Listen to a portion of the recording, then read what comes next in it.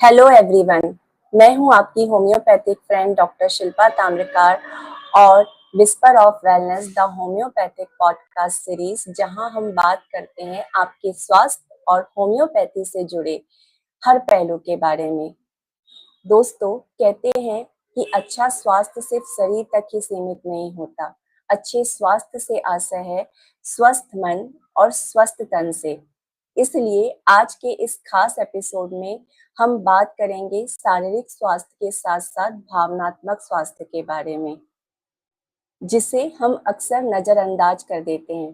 कहते हैं जैसा तन वैसा मन और जैसा मन वैसा जीवन। और जब बात भावना की हो, जब बात मन की हो, तो होम्योपैथी से अच्छा ट्रीटमेंट कोई नहीं है, क्योंकि होम्योपैथी बिना किसी साइड इफेक्ट के जाकर के आपके इमोशंस पर और आपकी भावनाओं पर बखूबी अपना काम करती है, वो भी बिना किसी शोर के। और आज हमारे साथ एक ऐसी होम्योपैथिक एक्सपर्ट हैं जो न केवल नेशनल स्पीकर, मेंटोर, गाइड और टीचर हैं, बल्कि होम्योपैथी में उनका अनुभव सराहनीय है। और साथ ही साथ उन्हें इमोशंस की, जो ह्यूमन इमोशंस हैं, उनकी जो है बहुत बखूबी पहचान भी है। उन्होंने ना जाने कितने ही मरीजों को शारीरिक स्वास्थ्य के साथ साथ भावनात्मक स्वास्थ्य भी प्रदान किया है। So let's welcome Dr. Pallavi Chaturvedi ma'am from Mumbai HHF. Welcome ma'am. Hi Shilpa, Hello. thank you for inviting me on your show. Yes ma'am. आज मतलब इस पॉडकास्ट के थ्रू हम लोग जो है ऑनलाइन मिल रहे हैं, तो बहुत अच्छा लग रहा है। और हम्म, होम्योपैथी की जो ग्रोथ हो रही है और एचएचएफ जो हम्म, काम कर रहा है, उसे देखकर भी बहुत बहुत अच्छा महसूस होता है। हमारे मेंटोर्स और हम सब मिलके जो है होम्योपैथी के लिए जो भी प्रयास कर रहे हैं, वो सच में सराहनीय है। right, you're right. तो बूंद बूंद से घट भरता है ना, वैसे ही हर एक एचएचएफियन कंट्रीब्यूट करता है, तब ये विस्तार हो ये रहा है। यस तो मैम। यस, मैम, जैसे आज हम बात कर रहे हैं इमोशनल हेल्थ के बारे में, तो भावनात्मक स्वास्थ्य क्या होता है और क्या ये मानसिक स्वास्थ्य से कुछ अलग है? हाँ जरूर अलग है, थोड़ा सा ही अलग है। एक्चुअली देखें तो इंसान पूरा एक ही यूनिट है। यस। वो यूनिट में छोटे छोटे डिविजन्स हैं जो इंटरकनेक्टेड है, एक दूसरे से जुड़े हुए हैं और इंटरडिपेंडेंट भी हैं, एक के बिना दूसरा नहीं चलता है। तो बिल्कुल। अगर हमने थोड़ा सा डिवीजन किया, वो हम सिंप्लीफाई अपनी अंडरस्टैंडिंग या स्टडी के लिए करते हैं। तो एक्चुअली वो डिवीजन होता कुछ नहीं है, सब जुड़ा हुआ ही होता है इंसान के अंदर। बट अगर फिर भी उसको सिंप्लीफाई करके समझें, तो मेंटल हेल्थ में आता है कि हम कैसे एक इंफॉर्मेशन को प्रोसेस कर रहे हैं। यस। जैसे कि सपोज एक कपल है और वो कपल में झगड़ा हुआ, और झगड़े का कारण क्या है, वो गर्लफ्रेंड ने पता किया कि ये वजह से हमारा झगड़ा हुआ है। अब ये तो हो गया उसका मेंटल इंटेलिजेंस, कि उसने पता किया कि बॉयफ्रेंड ने इस तरह से बिहेव क्यों किया था। और यस। फिर उसने उसको इन्वेस्टिगेट किया, उसके पीछे स्पाई लगाया, जो भी उसका रीजन था डिसअपॉइंटमेंट का या हर्ट होने का या बिटरे फीलिंग का। तो ये उसने जो भी किया वो मेंटल इंटेलिजेंस है। और वहां से फिर वो इमोशनल क्वोशंट स्टार्ट होता है, कि वो जो इंफॉर्मेशन प्रोसेस हुई, उसका इम्पैक्ट उसके ऊपर जो आता है, वहां ओके। से इमोशनल फीलिंग्स जो डेवलप हो रहे हैं उसके, या तो वो मायूस हो रही है, बहुत रो रही है, अपने आप को ब्लेम कर रही है कि मेरे अंदर कुछ कमी है जिसकी वजह से वो उधर डिस्ट्रैक्ट हो गया। तो यहाँ से जो इमोशनल गेम जो स्टार्ट होता है ना, भावनाओं का, जो तुम भावनात्मक जो बता रही हो, यस। तो इमोशनल प्रोसेसिंग जब स्टार्ट हो जाती है, वो इमोशनल हेल्थ को आइडेंटिफाई करती है कि वो ज्यादा इंटरेक्ट नहीं कर रही है लोगों से, पढ़ाई करना बंद कर दिया है, जॉब पे भी आगे का भी फ्यूचरिस्टिक कुछ नहीं सोच पा रही है, बस रो ही रो रही है, अपने आप को ब्लेम करके कभी हर्ट कर रही है, कभी उसको कॉल कर रही है। ये सारी चीजें फिर इमोशनल इंटेलिजेंस में आती है, कि हम अपने फीलिंग्स को कैसे मैनेज करें एक सिचुएशन में। और वो सिचुएशन की अंडरस्टैंडिंग मेंटल हेल्थ को आइडेंटिफाई करती है कि हम सोशली कैसे चीज़ों को समझते हैं और फिर उस पे जो रिएक्शन आ रहा है वो इमोशनल हेल्थ आ जाएगा। ओके, मतलब नाउ अंडरस्टूड कि इमोशनल हेल्थ में जो है आपका रिएक्शन आएगा, आपकी फीलिंग्स इन्वॉल्व हो जाएँगी। यस। हुँ। ओके। मैम एक और चीज़ है, मतलब अक्सर होम्योपैथी के बारे में कहा जाता है कि होम्योपैथी जो है बीमारी को नहीं, मरीज को जो है ट्रीट करती है। मतलब हुँ। इसमें हम जो है एक मरीज का, व्यक्ति विशेष का इलाज करते हैं। तो क्या इसका मतलब ये है कि होम्योपैथी भावनाओं पर भी काम करती है? Yes, of course. अगर हम अपनी होम्योपैथी की फिलॉसफी का बेस पढ़ेंगे, वहाँ पे यस, जो हमारे मास्टर्स ने लिखा है और इसको बहुत अच्छे से एक्चुअली ओरिजिन यहाँ से इंडियन कल्चर से हुआ था। यहाँ के जो साधु संत हैं, उनने जो भी अपने तपस्या से ज्ञान प्राप्त किया, वो धीरे-धीरे ईस्टर्न फिलॉसफी ही वेस्ट में गई थी through the Buddhism and the Chinese practices and European countries got affected. And वहां से वो लोग ने ऊपर जो इन्फ्लुएंस आने लगा तो डॉक्टर सैमुअल हैनेमैन अगर देखें, डॉक्टर केंट भी देखें, वो सब बहुत दे वर वोरेशियस रीडर्स, वो इतना पढ़ते थे और यस, उनके रीडिंग से धीरे-धीरे उनने अपने भी उनकी भी तपस्या, उनका भी मेडिटेशन रहा होगा। अगर आप डॉक्टर केंट की फिलॉसफी देख पढ़ेंगे, तो उसमें ने उनने वो वर्ड मेडिटेट इतनी बार यूज़ किया है। 7 to 8 places he has used that you need to meditate on your case, you need to meditate on the symptoms of the patient. So okay, somewhere he understood the spiritual side of homeopathy. और वहाँ से उनने जो इस बात को समझा, ये सूक्ष्म बात को समझा कि इंसान की प्रवृत्ति जो है, वो ही सब कुछ आइडेंटिफ़ाई करती है। उसका पूरा डिज़ीज़ में अगर हम मेडिसिनली कोरिलेट करें, तो मेडिसिनली से भी मीन्स डिज़ीज़ से भी पहले अगर हम उसके शरीर को भी देखें, तो वो जो उसके हाथ-पैर बन रहे हैं, उसका फेस का काउंटेनेंस की बात की है उनने कि जो उसके एक्सप्रेशंस आ रहे हैं, फेशियल स्ट्रक्चर कैसा है। तो जब मैंने डॉक्टर मिलिंद राव सर को जॉइन किया था, तो वो भी ये सब चीज़ों को बहुत नोटिस करते थे। मीन्स सिर्फ फेशियल एक्सप्रेशन देख के, उसके फेस कट को देख के और वो रेमेडी तक भी पहुँच जाते थे। इतना इन डेप्थ था अपने मास्टर्स की जो स्टडी थी। तो not only in health, health में भी आपके इमोशनल स्टेबिलिटी डिपिक्ट होती है यस, और आपके डिज़ीज़ में भी, जैसे हम स्माइल करते हैं, तो इतने सारे मसल्स एक्सपैंड हो रहे हैं और वो आपका एक एक्सप्रेशन बना रहे हैं।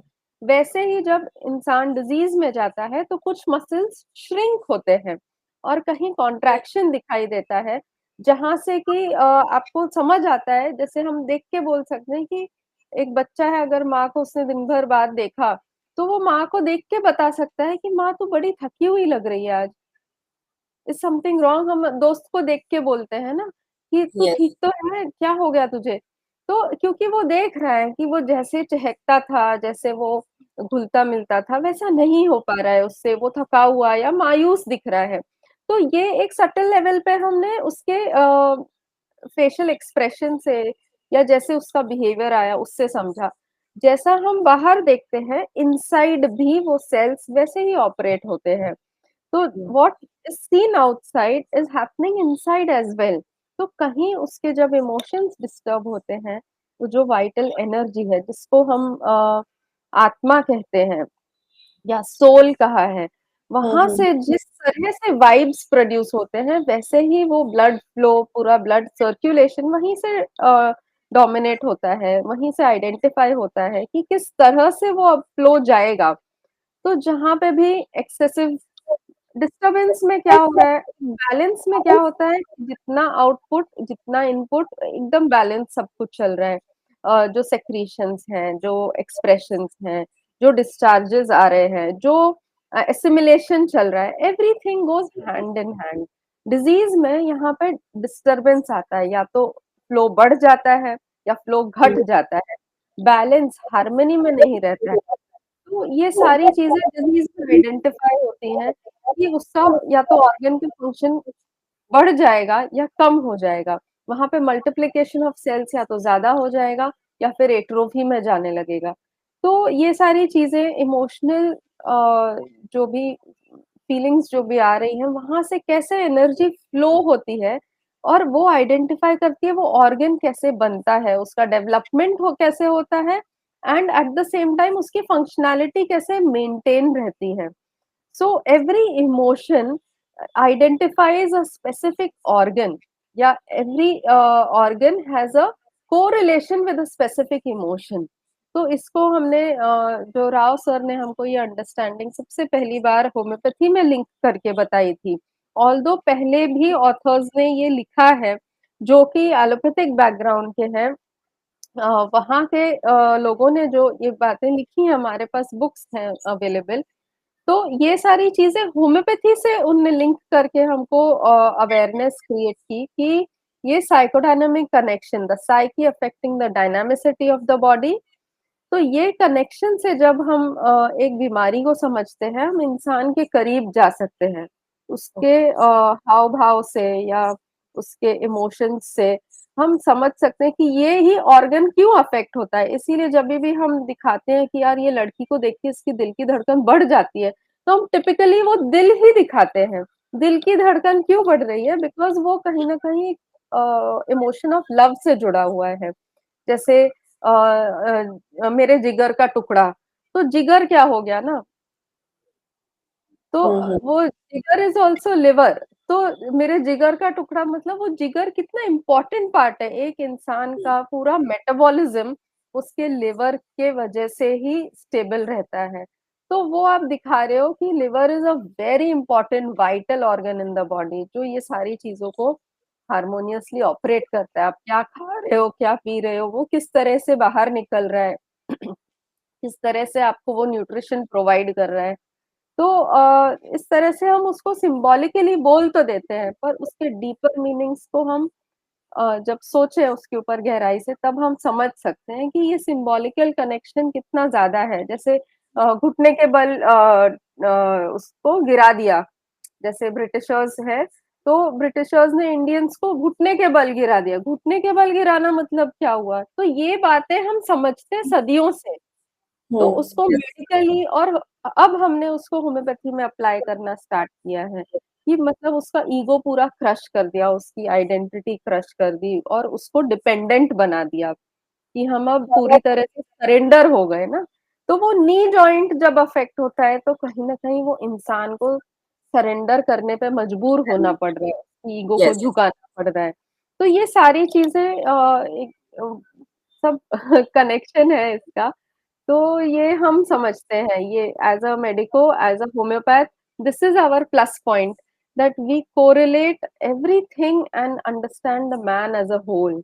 और जब तक हम उसको पूरी तरह से नहीं समझेंगे, तब तक हम सिर्फ़ एक बीमारी को टारगेट करेंगे, तो वो बीमारी बार-बार होती रहेगी और कहीं न कहीं वो एक्सप्रेशन अलग-अलग ऑर्गन के थ्रू आएगा। एक ऑर्गन निकाल दिया, सपोज़ पाइल्स हुआ, उसके पाइल्स को चॉप आउट कर दिया, तो पाइल्स क्या बता रहे हैं ना, कहीं-कहीं वो बता रहा है कि there is a portal hypertension, liver is getting affected और आपने यहाँ पे पाइल्स को चॉप कर दिया, तो वो पोर्टल हाइपरटेंशन कहीं और या तो पाइल्स ही वापस क्रिएट करेगी या फिर लिवर को बैकफायर करेगी। तो एवरीथिंग हैज़ अ कनेक्शन। आप सिर्फ़ बाहर का रिज़ल्ट निकाल देंगे और अंदर को देखेंगे ही नहीं, तो वो बीमारी चलती ही रहेगी। तो वो उसको फिर हम होम्योपैथी में जब ट्रीट करते हैं, तब हम उसके रूट कॉज़ को, उसके इमोशनल डिस्टर्बेंस को जब आइडेंटिफ़ाई करते हैं, तब वो एक्सप्रेशन बार-बार आना धीरे-धीरे कम होता है। So this yes, is how the difference is. मतलब ये है कि होम्योपैथी जो है हमारी इनर इंजीनियरिंग पर भी काम करती है, हमारे जो इमोशंस हैं, फीलिंग्स हैं, उस पर भी काम करती है। यस। ओके। आज के समय में जो महिलाएं हैं उनको किन भावनात्मक चुनौतियों का सामना करना पड़ रहा है, खासकर जो सामाजिक जिम्मेदारी है और जो पारिवारिक जिम्मेदारी है उनके बीच में? तो महिलाओं के ऊपर इमोशनल चैलेंजेस तो काफ़ी रहे हैं, शुरू से रहे हैं। ऐसा नहीं है कि मेल्स के ऊपर नहीं रहे हैं, उनके ऊपर ज़िम्मेदारियाँ बाहर की ज़्यादा रही हैं। Yes. They have been the provider and वो प्रोवाइड जब करते हैं तो फीमेल्स को इमोशनल स्टेबिलिटी मिलती है, एक सेंस ऑफ सिक्योरिटी मिलती है। तो दोनों का एक इंटरडिपेंडेंसी है और दोनों मिलके ही शिव और शक्ति बनते हैं और इस दुनिया को बहुत खूब से चलाते हैं, जो रचना हुई है। तो वैसे ही एक परिवार में भी एक मेल और फीमेल का कॉम्प्लीमेंट्री रोल होता है। लेकिन क्या हुआ जब बहुत ज़्यादा एक महिला को दबाया गया और एक ही नहीं, सबको एक साथ उस समय ऐसा था कि दबाया जा रहा था, सदियों पहले की बात है। धीरे-धीरे उनको ये एहसास होने लगा, जैसे लोकमान्य तिलक आए, उनने अपनी वाइफ को शिक्षित किया। तो वहाँ से ये ट्रेंड स्टार्ट हुआ कि नहीं, एक महिला को शिक्षा देना कितना ज़रूरी है। और ये शिक्षा उसको इसलिए चाहिए थी ताकि वो दब के ना रहे, अपने लिए आवाज़ उठा सके और अपने ऊपर जो भी अत्याचार हो रहे हैं, उसके खिलाफ वो अपने आप को इंडिपेंडेंट बना सके और स्ट्रॉन्ग बना सके। तो वो अपने आप को सक्षम बनाने के लिए था, अपने आप को डिफेंड करने के लिए था। लेकिन धीरे-धीरे क्या हो रहा है ना, अभी हम एजुकेशन उसको इतनी ज़्यादा दे रहे हैं। अ, अगर हम मैचेस भी देखते हैं कि अगर शादी भी करनी है तो मैच होना चाहिए एजुकेशन के लेवल पे भी। तो इक्वालिटी तो आ रही है। जहाँ हम फीमेल को एम्पावर कर रहे हैं, एट द सेम टाइम जो सोसाइटल वैल्यूज़ मेल्स को देने चाहिए, वो कहीं न कहीं अभी भी उस लेवल तक नहीं जा रहे हैं। जिसकी वजह से ये चैलेंजेस फीमेल को फेस करने पड़ रहे हैं। आज की दुनिया में अलग चैलेंजेस हैं, पहले अलग थे। आज शिक्षित यस, होने की वजह से डबल चैलेंज हो गए हैं। पहले शिक्षित नहीं थी तो वो दब के रह जाती थी। आज वो शिक्षित है, आज वो कमा रही है, तो चैलेंज अलग लेवल पे हो गए हैं। जहाँ तक अगर बात करें तो वायलेंस की, सेक्सुअल असॉल्ट्स की, वो उसके रेट मुझे लगता है अभी भी वो चीज़ें हो रही हैं, लेकिन वो पहले से कम हो रही हैं। डेफ़िनेटली आज भी अगर हमने खोला इंस्टाग्राम या कहीं रेप केस आ रहा है, लेकिन उसके खिलाफ बोलने वाले लोग भी उतने ही जागरूक हैं, जैसे मोदी जी ने खुद आवाज़ उठाई कि ऐसा नहीं होना चाहिए। तो पहले ऐसा नहीं होता था, नेशनल लेवल तक ये टॉपिक जाता ही नहीं था। यस, तो अब जो सीसीटीवी लग गए हैं, ये सब से वहाँ पे उनको प्रोटेक्शन मिल रहा है। फैमिली में जैसे मूवीज़ आ रही हैं सेक्सुअल अब्यूज़ के ऊपर, तो ओपनली इस टॉपिक को दिखाया जा रहा है। तो लोग अवेयर हैं, बच्चों को हम इन्फॉर्म कर रहे हैं कि बैड टच, गुड टच के बारे में। तो एट द सेम टाइम ये सारी चीज़ें जहाँ एक तरफ से they are being taken care of to some extent, जो मेजर चैलेंज आ रहा है वो उसको एजुकेशन के वजह से आ रहा है। शिक्षित होने के वजह से उसको लगता है कि मुझे इंडिपेंडेंट होना बहुत ज़रूरी है। ये कहीं न कहीं एक डीप सीटेड इनसिक्योरिटी है कि अगर मुझे खुद के पैरों पे खड़ा होना पड़े, अगर मैं अकेली रह जाऊँ, अगर इसने मुझे छोड़ दिया, अगर हुँ, मेरे लाइफ में कुछ दुर्घटना हो गई, तो मैं कैसे उसको फेस करूँगी? वो इनसिक्योरिटीज़ अभी भी बनी हुई हैं, जिसको लेके भले ही हस्बैंड कमा रहा है, अच्छी अर्निंग है, वो फिर भी चाहती है कि वो अपने पैरों पे ही रहे।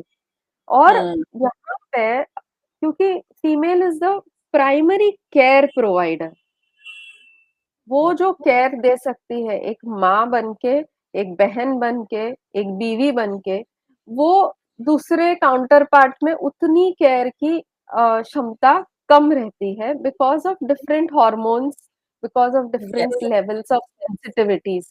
तो यहाँ पे जब उसको लगता है कि जैसे एक एक केस में बताती हूँ, अभी एक डाउन सिंड्रोम का बच्चा आया था, 1 साल का बच्चा है जस्ट।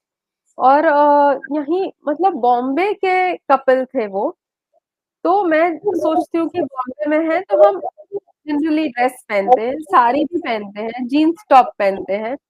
वो लड़की बॉम्बे में जो माँ थी वो बच्चे की, वो राजस्थान के वो जो लहंगा और चोली रहते हैं ना और हाँ, चुन्नी हाँ, लेके हाँ, रहते हैं सर ढक यस, के, यस।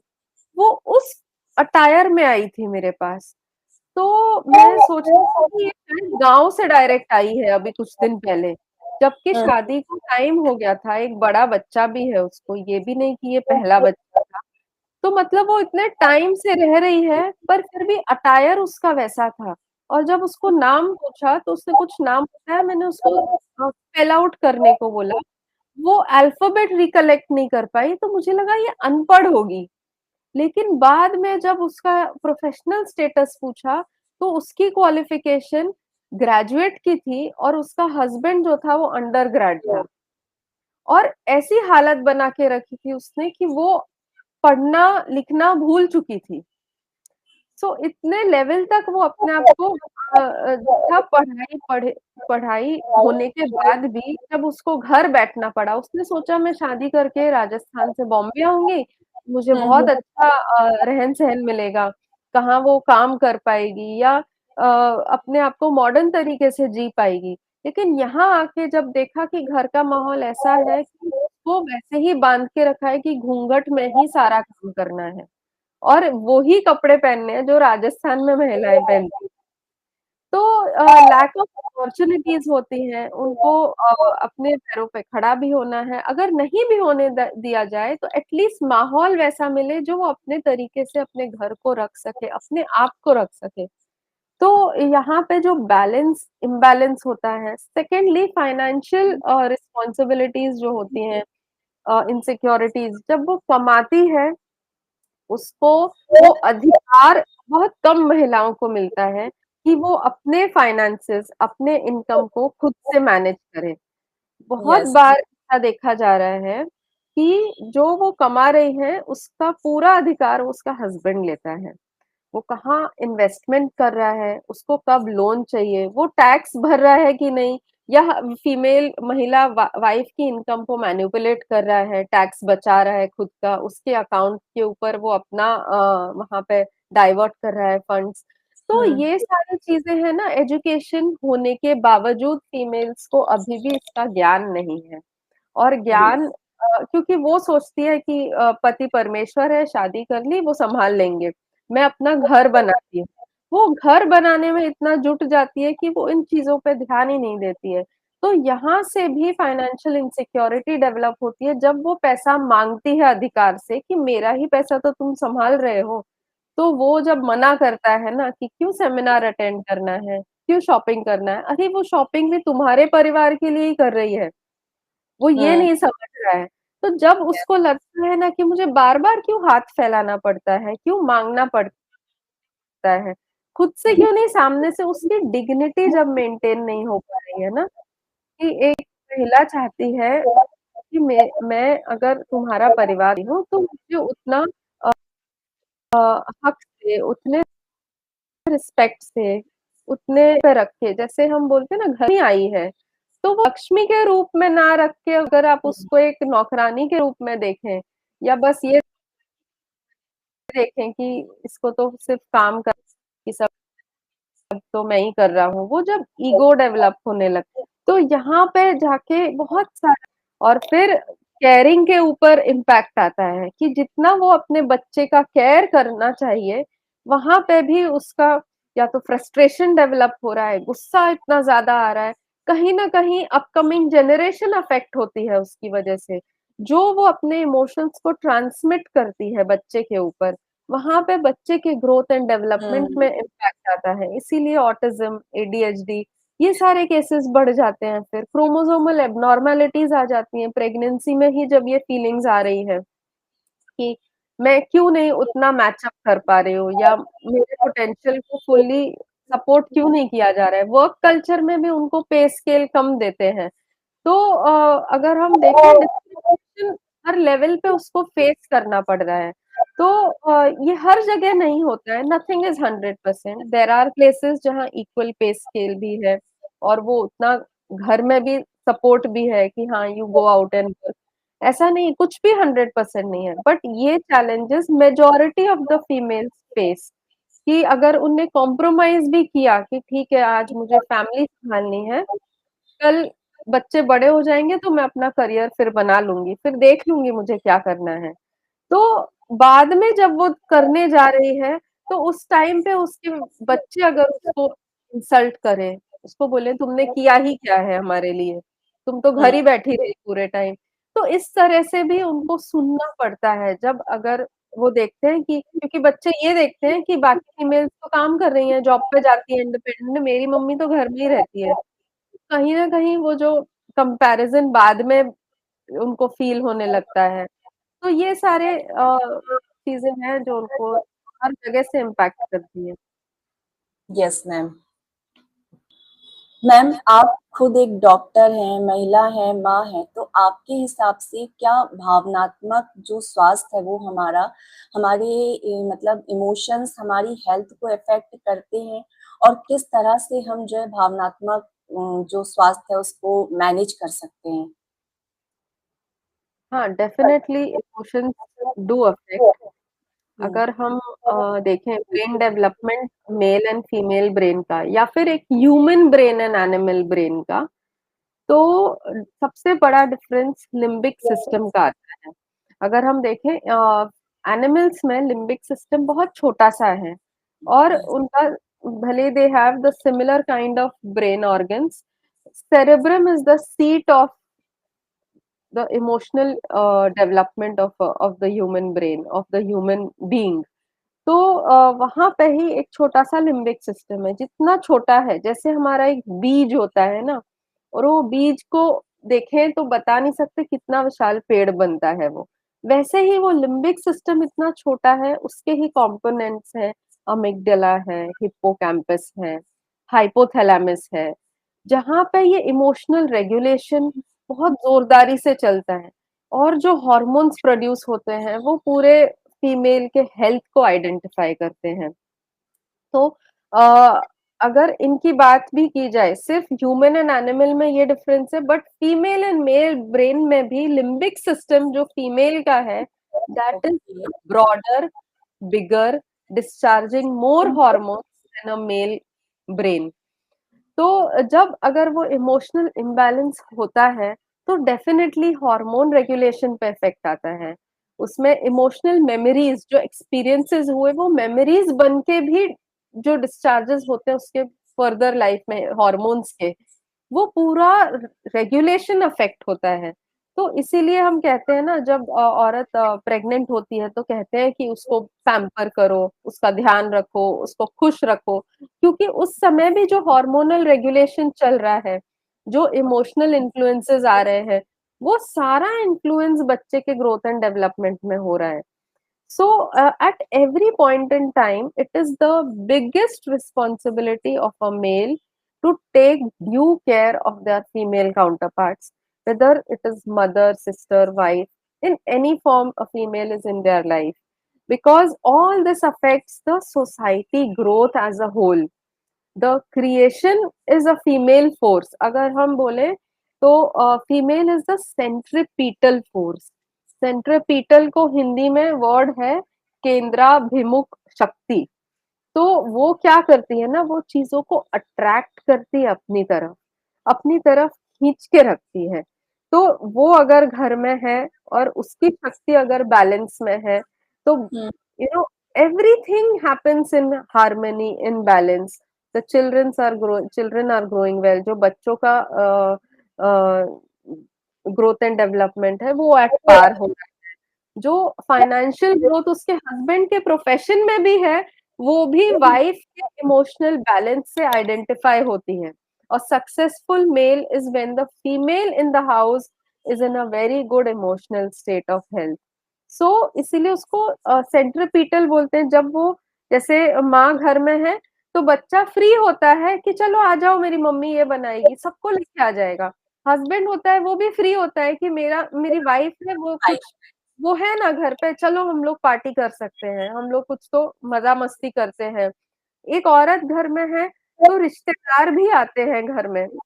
और वो सबको इतना अच्छे से जोड़ के रखती है। तो सोशल इंटरैक्शंस, बॉन्डिंग सब एक महिला के घर में रहने के और बैलेंस में रहने की वजह से पॉसिबल होती है। तो हर यस, चीज़ें वहाँ पे अट्रैक्ट होती हैं। There is growth, there is abundance. जो भी एक ज़िंदगी को खुशहाल रखने की चीज़ें हैं, वो सारी उस घर में आने लगती हैं। इसीलिए उसको लक्ष्मी, महालक्ष्मी का रूप बोलते हैं। कि उसका पैर पड़ते ही सब कुछ फ्लो होने लगता है घर में, अगर उसको वो वजूद दिया जाए तो। मैम हाँ, बहुत बहुत डीप अंडरस्टैंडिंग है और एक्चुअली में आज सबको समझ में आ रहा होगा कि इमोशंस जो है और वो भी बैलेंस इमोशंस का होना हमारी लाइफ में कितना इम्पोर्टेंट है। और एक बात जो आपने बहुत अच्छी कही ना कि जब एक महिला खुश होती है, जब उसके इमोशंस बैलेंस होते हैं और उसको कहना चाहिए जो उसका हक है, जो उसे इज्जत मिलनी चाहिए, जो उसे प्यार मिलना चाहिए, जो उसे सम्मान मिलना चाहिए, जब वो मिलता है ना तो पूरा घर का जो माहौल है, घर का जो एनवायरनमेंट है, वो एक अलग ही लेवल का होता है। और उस घर में आप देखेंगे कि उस घर में तरक्की भी होगी, उस घर में खुशियाँ भी होंगी, सब कुछ होगा। तो कहना चाहिए कि उनके इमोशंस का ख़्याल रखना बहुत ज़रूरी है। हाँ, they are the creative force ना, वहाँ से यस, ही सब चीज़ों की रचना हो रही है। तो यस। वो अगर बच्चे को कुछ सिखाती है तो वो आर्ट, पेंटिंग, जैसे रंगोली बनाना, घर में मिठाइयाँ बनाना त्योहार में, ये सारा क्रिएशन का ही फोर्स है और फिर वो बना के सबको बाँटती भी है। तो ये नहीं है कि सिर्फ़ अपने लिए कर लिया, वो इतना सारा बनाएगी कि वो आस-पड़ोस, सगे-संबंधी सबको बाँटेगी। तो हुँ, यहाँ से वो क्रिएशन डेवलप हो रहा है। जैसे अगर इनफर्टिलिटी के केसेज़ आजकल जैसे ज़्यादा होते हैं, तो इनफर्टिलिटी के कपल्स को मैं ये एडवाइस देती हूँ कि if you want creation inside you, you start projecting creation outside you. कि अगर आपको चाहिए आपके अंदर सेल्स क्रिएट हों और वो सेल्स जी। जैसे स्पर्म काउंट लो होता है या फिर हुँ, एग प्रोड्यूस नहीं हो रहा है, पीसीओडी के केसेस हैं, तो वहाँ पे कहीं न कहीं क्रिएटिव ब्लॉक है ना उनके अंदर। हुँ, को क्लियर करने के लिए उनको बाहर क्रिएटिविटी दिखाना बहुत ज़रूरी है। जैसे कि मेल्स होते हैं, जो आदमी है वो छोटे बच्चों से दूर भाग रहा है। सपोज़ एक केस था मेरे पास इनफर्टिलिटी का, वो लड़के को छोटे बच्चे पसंद ही नहीं थे और क्यों पसंद नहीं थे भाई? वो बोलता था कि नहीं मेरे तो बच्चा हुआ नहीं, उसके हो गया। मैं नहीं गया उसके बर्थडे में या उसके ने जो पार्टी रखी थी हुँ, तो हुँ, मैंने हुँ, बोला नहीं ऐसा तुम करोगे तो तुमको कभी बच्चा नहीं होगा। तो क्रिएटिव फ्लो होना ज़रूरी है, भले वो आदमी है या औरत है। तो इनको दोनों को भी मैं यही एडवाइस देती हूँ, एट द सेम टाइम आप लोग पौधे उगाओ अपने घर में या फिर आप मिलके पेंटिंग करो या कुकिंग साथ में करो और ये क्रिएटिव फ्लो को मेंटेन करो या फिर स्टार्ट करो। वो लोग क्या है ना सुबह से जा रहे हैं ऑफिस, रात को वापस आ रहे हैं, खाना खा रहे हैं, पार्टी कर रहे हैं और सो जाते हैं और सो बोलते हैं कि बच्चा नहीं हो रहा, हमारे इतने साल हो गए शादी को। तो हुँ, कहाँ से होगा ना, you don't have space for creation और जैसे ही वो स्पेस क्रिएट करी ना, उनके बच्चा हो गया।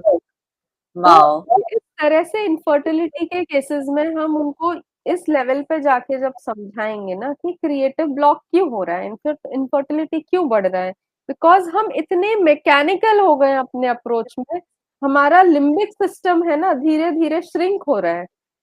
क्योंकि हम मैकेनिकल हो रहे हैं। अगर मैकेनिकल हो रहे हैं तो हम एक एनिमल की ज़िंदगी जी रहे हैं। कॉग्निटिव डेवलपमेंट एनिमल्स में और ह्यूमन्स में दोनों में है।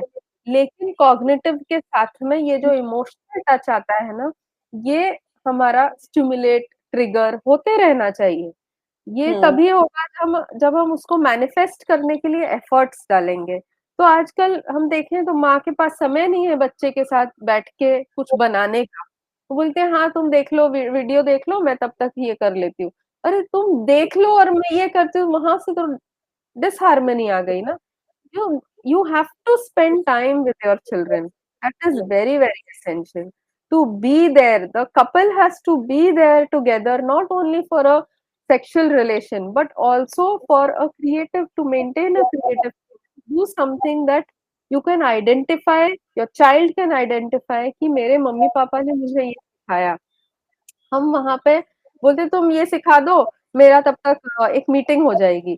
तो सब वर्क फ्रॉम होम कल्चर के वजह से भी ये इतना डिस्टर्बेंस हो रहा है ना कि लोग अपना काम निपटाने में भाग रहे हैं। They are not hmm. Wanting to be together to enjoy the flow of life. Ma'am आप ऐसा कोई केस या अपना कोई अनुभव शेयर कर सकते हैं जहाँ होम्योपैथी ने किसी मरीज की भावनात्मक स्थिति को मजबूत बनाने में अहम भूमिका निभाई हो? हाँ, of course there are endless cases with every homeopath you will find, सिर्फ मेरे साथ नहीं, क्योंकि हुँ, हर होम्योपैथ इसी लेवल पे काम कर रहा है कि हमारे मेडिसिन्स में उतनी शक्ति है, होम्योपैथी में इतनी शक्ति है कि वो इंसान की सिर्फ बीमारी नहीं, इंसान की पूरी लाइफ को अफेक्ट करता है। उसके yes, interpersonal relationships at all levels, उसके घर में, उसके काम में, परिवार में, दोस्तों में, हर जगह इकोनॉमिक अबंडेंस आती है, फाइनेंशियल अबंडेंस आती है।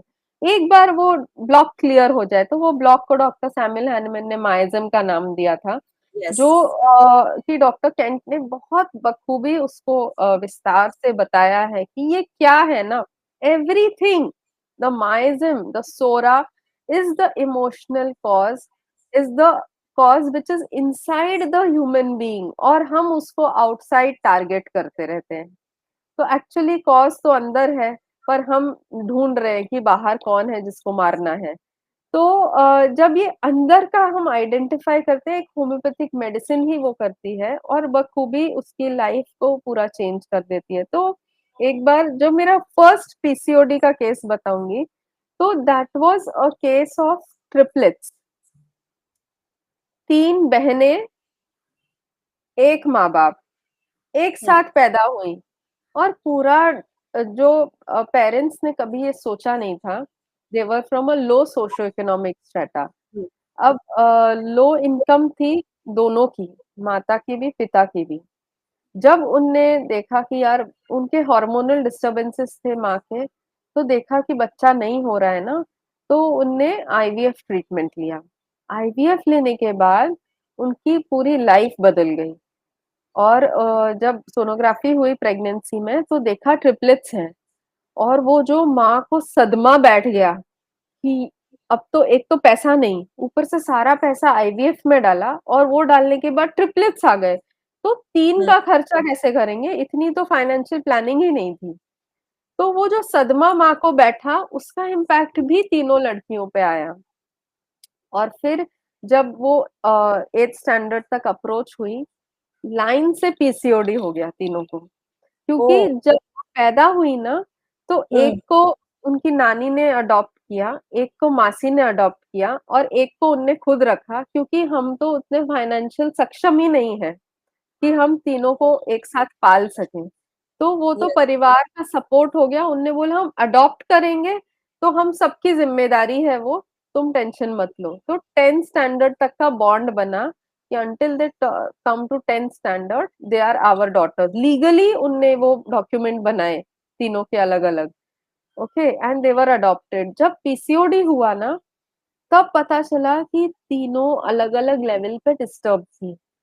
एक को मासी के यहाँ रहने के बाद भी लगता था, क्योंकि मासी का खुद का बच्चा है, तो डिस्क्रिमिनेशन फील होता था। दूसरी नानी के घर रहती थी, तो वो वहाँ पे देखती थी कि मेरे नानी-नाना कितने बूढ़े होते जा रहे हैं, और वो इनसिक्योर फील करती थी। तीसरी हुँ, अपने माँ-बाप के यहाँ रहती थी, और देखती थी कि दादी और माँ कैसे दे डोंट गेट अलोंग, और दोनों के कैसे झगड़े होते हैं, और हुँ, वो हुँ, झगड़े लगाना सीख गई थी कि मैं दादी से कैसे प्यार माँगू माँ की बुराई करके, और माँ से प्यार माँगू दादी की बुराई करके। ओके। तो यू सी तीनों का इस तरह से डिस्टर्बेंस था, तीनों के हुँ, अलग-अलग रेमेडीज़ आए थे, क्योंकि उनके कॉजेज़ अलग हो रहे थे। यस, और फिर जब मेडिसिन दे दी, उसके बाद उनका ना तो सिर्फ पीसीओडी ट्रीट हुआ, बट उसके बाद उनका पूरा डेवलपमेंट ही चेंज हो गया। The way they used to view life, उनका जो नज़रिया था ज़िंदगी को लेके, वो ही बदल गया। दोनों एक तो एक-दूसरे को मिलके भी वो लोग एक-दूसरे से जेलस होते थे, कि इसके पास तो ये है, मेरे पास ये नहीं है। लेकिन आफ्टर द होम्योपैथिक ट्रीटमेंट उनकी जेलसी सबसे पहले सबसाइड हुई। उनको वो सेंस आया, जो उनके फीलिंग्स डिस्टर्ब थे, जो सब स्पेशली जो झगड़ा लगाती थी ना, वो तो पूरी ही बदल गई। उसका तो सारे हार्मोन सबके चेंज हुए, लेवल में आ गए, मेंसेस ठीक हुए, प्लस उनमें जो ये बिहेवियर डेवलप हो गया था, ये नेगेटिव टेंडेंसी झगड़ा लगाने वाली, वो भी टोटली स्टॉप हो गई, और उसके वजह से माँ को जो पीस ऑफ माइंड मिला कि माँ के और सास के झगड़े कम हो गए।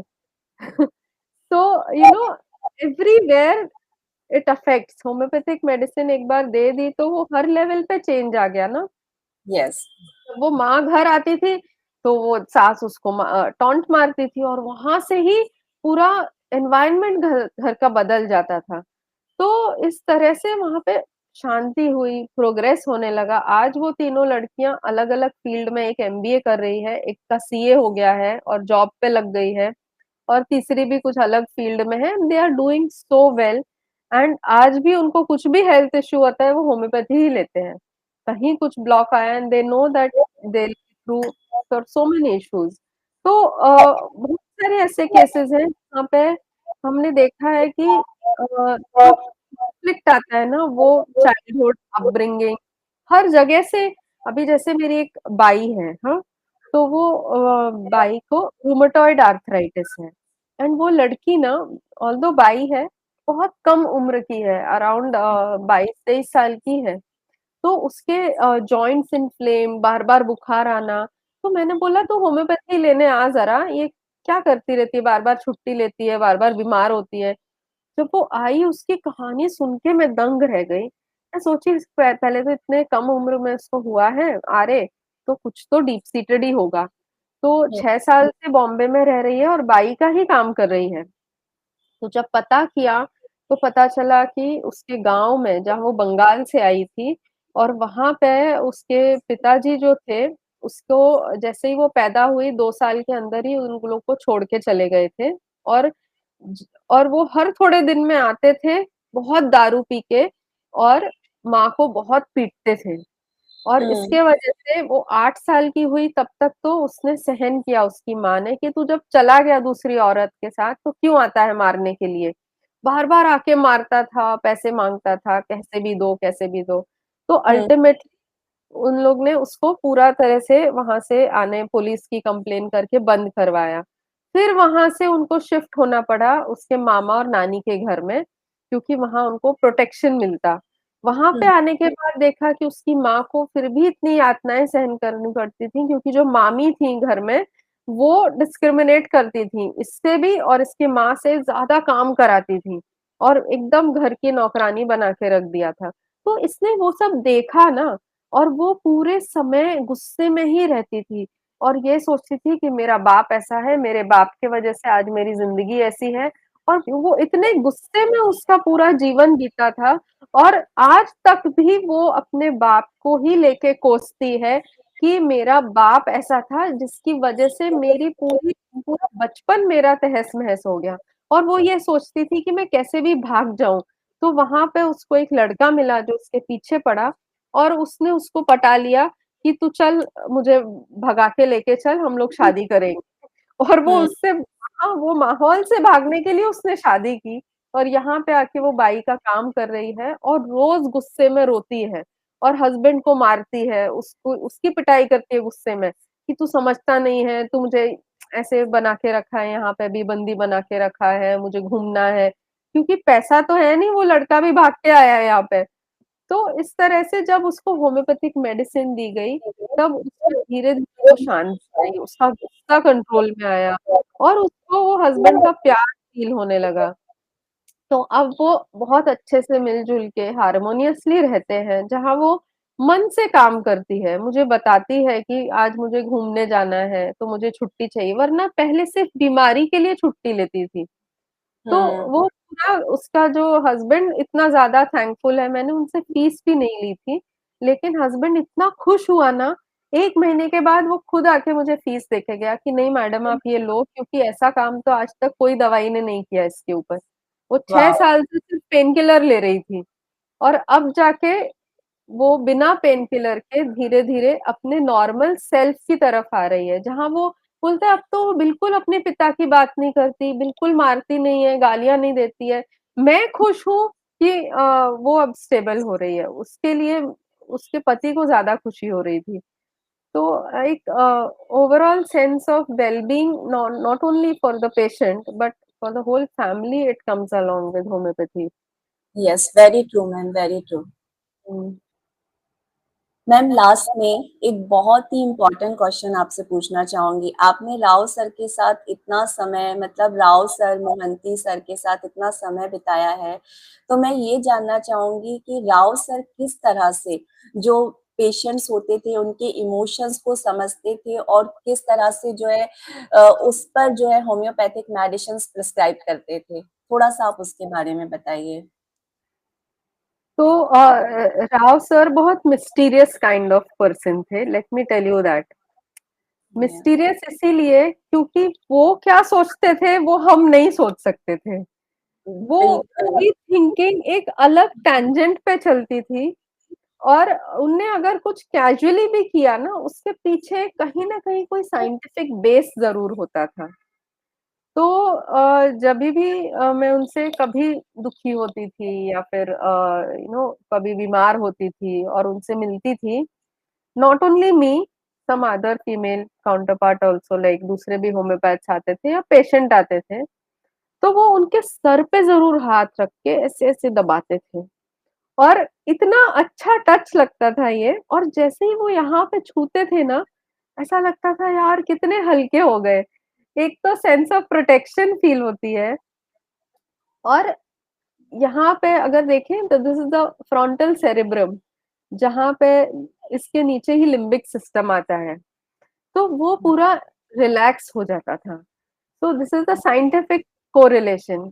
एंड दूसरा एक और पॉइंट बताऊँगी, जब मेरे फर्स्ट बेबी हुई थी ना, तो मैं उनको मिलवाने लेके गई थी। तो मिलवाया तो वो बहुत रो रही थी। तो उन्होंने बोला कि उसके सिर के नीचे हाथ रख। तो मैंने बोला अच्छा ठीक है, तो हम पकड़ते भी ऐसे ही है ना? या फिर हुँ, उन्होंने एक और बात बताई थी कि जब तू उसको सुलाती है ना, तो उसके सिर के नीचे हाथ रखा कर और फिर उसको सुलाया कर। थोड़ी देर के लिए दिन में 1 बार ज़रूर करना। तो मैं सोची पता नहीं क्यों क्यों बोल रहे हैं, लेकिन मैं करने लगी। तो उन्होंने बताया कि उससे ना बच्चे को ट्रस्ट फ़ील होता है। ओके। बोला कि your energy goes to the child in an easier way when you touch the back of the head, and the child feels protected, secured, and you develop trust with the child. He will always tell you whatever is happening in his life in future also. तो हमेशा हर रोज एक बार उसके सिर के पीछे हाथ जरूर फिरा देना। तो ये बात मैं आज तक करती हूँ। एंड तीसरा ऑब्जर्वेशन एक ये था कि जब भी पेशेंट रोते थे, क्योंकि specially females easily break down होती हैं, यस। तो जब वो ब्रेक डाउन होते थे, तो with a very pure intention, he would just hold the hand of the patient. And उनने ये भी बताया था कि बच्चे का भी ना हमेशा पाम टू पाम टच करके आप हाथ ज़रूर थामना। उससे भी ट्रस्ट डेवलप होता है कि he can trust his environment, who is around. तो जब हुँ, वो ऐसा करते थे ना, वो पेशेंट वहीं के वहीं काम डाउन हो जाते थे, and they would speak up also about whatever their feelings are. बहुत आसानी से वो अपने इमोशंस को नरेट करते थे। जैसे ही एक टच मिलता है ना, इवन कोमा पेशेंट में उन्होंने बताया था कि जब आप आईसीयू में जाएँ और पेशेंट अगर कोमाटोज़ है या हुँ, फिर हुँ। अनकॉन्शियस है या फिर बहुत बुरी हालत में है, आप एक टच ज़रूर दो उसको, और वहाँ से आप देखेंगे कि वो वहाँ से एक्सप्रेशन आने लगता है। कोमा के पेशेंट में भी कुछ-कुछ मूवमेंट आएगा, या फिर आईसीयू पेशेंट में भी जो वो बोलने लगेगा ना, वो बहुत क्रूशियल होगा, and he will always open up with everything. बहुत आसानी से वो अपनी दिल की बात बता देगा आपको। तो ये टच का इम्पोर्टेंस उनसे मैंने सबसे ब्यूटीफुल वे में सीखा था, डायरेक्ट प्रैक्टिकल।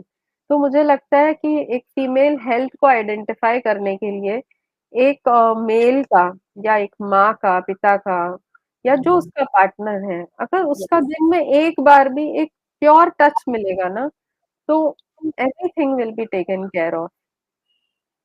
तो यस। जैसे हम देखते हैं ना, कपल्स में आजकल टाइम नहीं है किसी को किसी के लिए, माँ-बाप को बच्चे के लिए नहीं है, वाइफ को हस्बैंड के लिए नहीं है। तो पूरे दिन में एक बार एक टच ऐसा मिले ना, तो everything will be sorted. Yes, very true ma'am. Thank you so much. आज होम्योपैथी और खासकर जो इमोशंस है, मतलब हमारी इमोशंस हमारी लाइफ पर कितना, हुँ, मतलब कितना गहरा इम्पैक्ट डालते हैं, मुझे आज ये समझ में आया। और जो आपने लास्ट में ऐड किया ना, मतलब ये तो चेरी ऑन द केक हो गया कि हुँ, किस तरह से, मतलब जो एक टच है, एक सिंपल सा हुँ, टच हमारे इमोशंस को एक्सप्रेस करने के लिए एक आउटलेट दे देता है। हुँ, मतलब बहुत ही ब्यूटीफुली आपने आज जो है बहुत अच्छे से सारी चीज़ों को एक्सप्लेन किया, और मुझे लगता है हमारे व्यूअर्स को भी ये चीज़ समझ में आ गई होगी कि किस तरह से हमारी इमोशनल हेल्थ जो है हमारी फिजिकल हेल्थ और हमारे मेंटल हेल्थ के तरह ही बहुत इम्पोर्टेंट है, बहुत क्रूशियल पार्ट है।